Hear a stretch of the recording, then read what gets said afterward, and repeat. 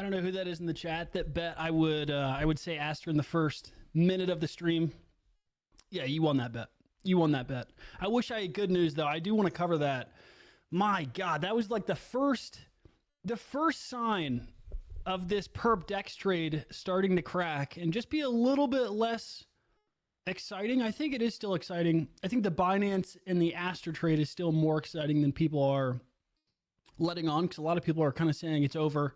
Unless you're in Hyperliquid, you're not going to do well. This Aster thing is cooked. I don't think that's true. But man, the Apex news and what I thought Bybit would try to do, I just don't think it's going to happen. I just don't think it's going to happen. I think they missed a huge fucking opportunity. If you guys didn't see that news, I'm going to pull it up. Also, I guess we have, this is like partially good, partially, it just puts a damper on how fun things could have gotten as we headed into October. I'm sure some people are already noticing it, but Bitcoin up today. Nice little move. Nice little move up. Still small, but a nice little move. The issue with this Bitcoin move, though, is Bitcoin dominance is bouncing again. Are we all cooked? I don't think we're cooked at all. I don't think we're cooked at all. I do think that there's just some slight shifts as to how this is all shaping up, in my opinion. And I think the Bitcoin move and the Bitcoin dominance, I just ripped the mic off the stand. I think the Bitcoin dominance move just puts a delay into how much fun some of these altcoin moves could have been. But yeah, you're definitely seeing it. Even with the coins that were hot, like Plasma, for example. What's Plasma?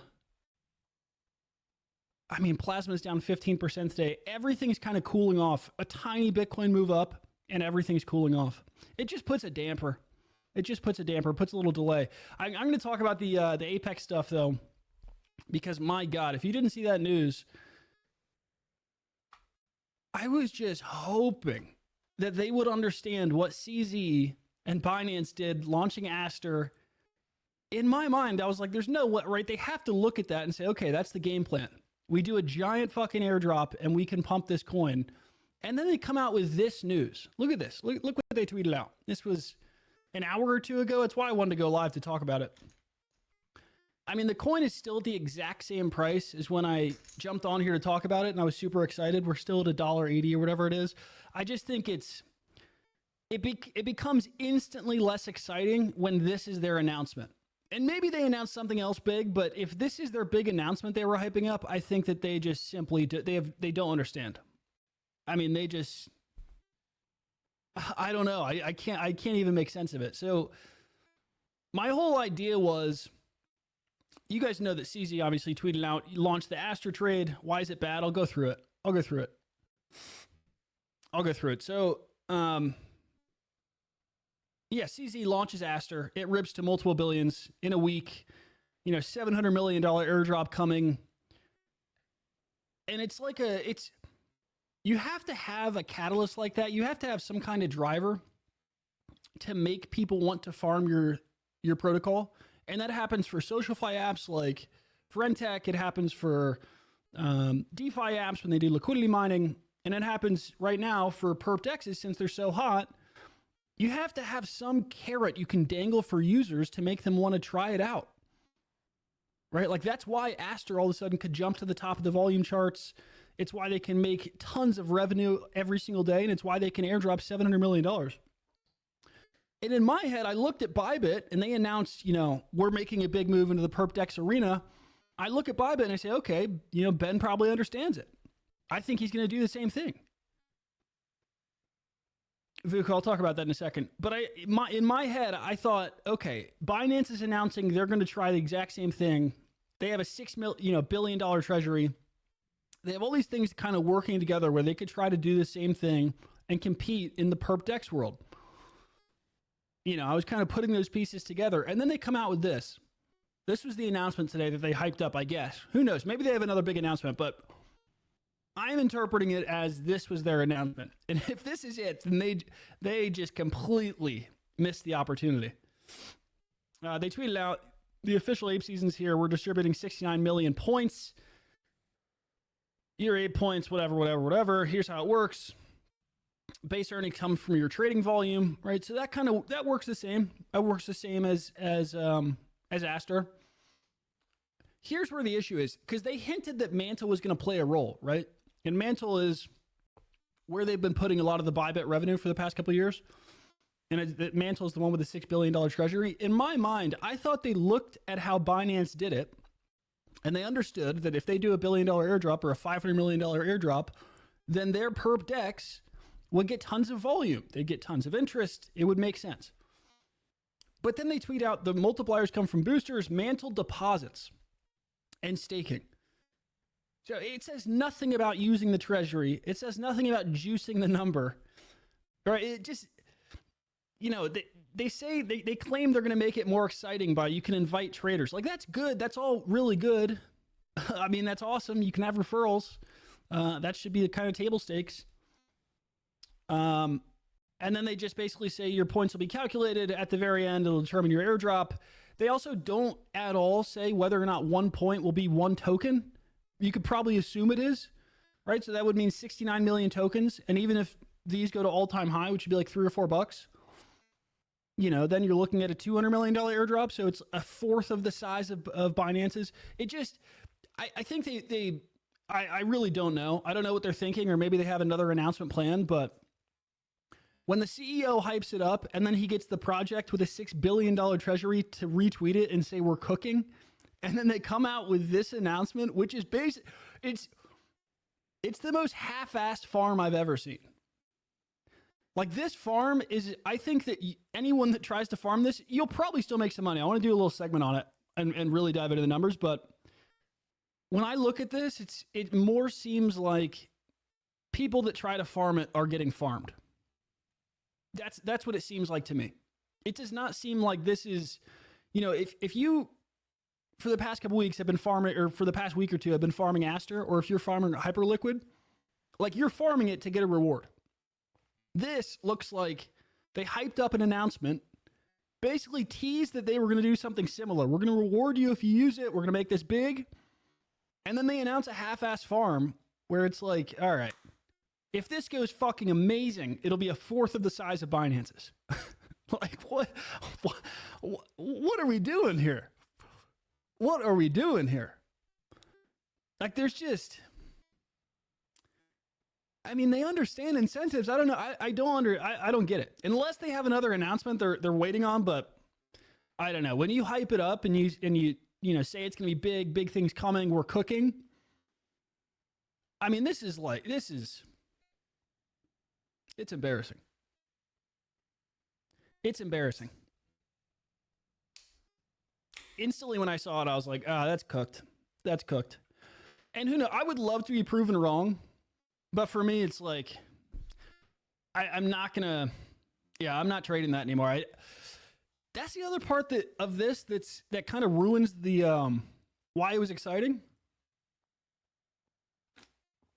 that I just don't think they get.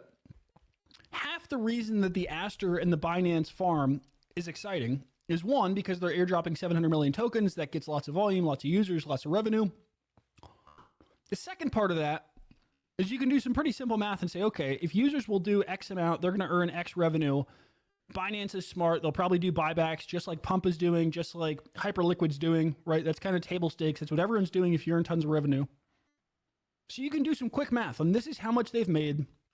If they make 15 or 20 million for the next however long the airdrop goes, another week or two, then they have, a couple 100 million, 200 million or whatever it is, they can now buy back the token. Like, you can do math as to why the token will go up. You look at this and it's like, what? The airdrop size isn't even specified. It's a point. It's not going to attract as much volume. The airdrop is much smaller. Like, the pumponomics is just like, I don't know. Very bad Ponzi design. Very, very poor Ponzi design. I think the only reason for me it's disappointing is because if you're going to hype it up and you just watched a project give you the exact blueprint on what to do, and then you come out the gates with this, why did you hype it up? Like, you shouldn't even do this farm, to be honest. I don't know. I'd love to be proven wrong. I would love for this thing to go up, but as a trade, it's just not exciting. Like, I don't think this farm is enough that it generates so much interest, so many users, so much volume, so much revenue that they can move the token to all-time highs. And if the token doesn't go up, like if the token doesn't go up,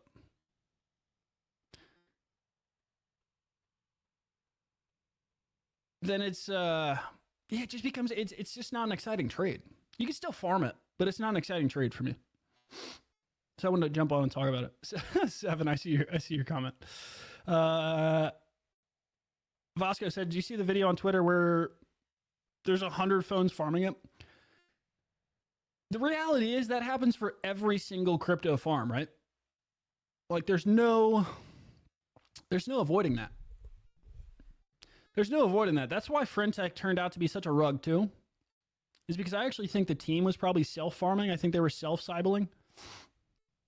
Some projects do really good at figuring it out and like making sure real users get rewarded. And that's actually another reason why altcoins have been kind of exciting for the past week or two, is because airdrops have actually started cooking and like done really well. But that's gonna like that happens all the time in crypto. There's no way to stop that. Yeah. Vasco, does that make sense why I think it's bad? It just ruins the trade. It ruins the trade. It could still be a good farm. I'm still going to talk about the airdrops happening right now and like the farming potential, but I don't think that type of announcement, once again, maybe they have something up their sleeve. I kind of doubt it if they come out the gates and make that fucking announcement, but that's not the type of farm that pushes. Like, you have to somehow dangle a cat. Like, it's just funny. It's funny how I don't know. Why would you, I don't know. I don't even want to go on. I don't want to go too hard on them because I do like Bybit. I like the team. Maybe they prove me wrong, but Jesus Christ, that is the fastest way to nuke excitement of your coin. Like, you had some other like traders that I really like too. Some investors that were going to jump on board. I had a lot of people that, were ready to like ape into this and ride its all-time highs. And then you just nuke momentum. And if this doesn't pay off for them, like, then you farmed people. You gave them some extra tokens. Price didn't do anything. That's like worst case. All three scenarios and what you should have done, you kind of nuked. But this is definitely the biggest story of the day. It's just that we get a little Bitcoin move up and it hurts kind of any of the positive stuff we had going on in crypto land. There is there was a big, another big ETH buy. I want to talk about Tom Lee for a bit. The guy he is committed to being the Michael Saylor of Ethereum. It's kind of wild. I want to run through that if you guys are cool with that. Let me see chat real quick though. Seven said, "You have a really good input on what's hype for an announcement or not, and where to pump stuff. Can't wait for Friday. The announcement with Fred guy." Yeah, I gotta message him. Yeah, I said I'd do a guest podcast. I was just watching this. 1000X is getting back in the live stream game too. It's been interesting to me. I guess it seems like a lot of shows, like a lot of podcasts, and a lot of people took a break. Everyone's getting pretty damn excited for Q4. I do think multi-stream is going to be the way. Oh, you guys can't see I'm literally showing you my screen. You can't see my screen. But I was listening to this right before I jumped on. I still do kind of think multicast is just going to be the best way to get interest for the stream. And maybe, I don't know if I'll do it for all my streams. I do think when we do the live podcast, it'll make sense. It's the meta. It's the meta for streaming right now. Elon built a dope product for streaming. God, I can't believe that they come out the gates and do that. What a dud. What an absolute dud. I was excited for that.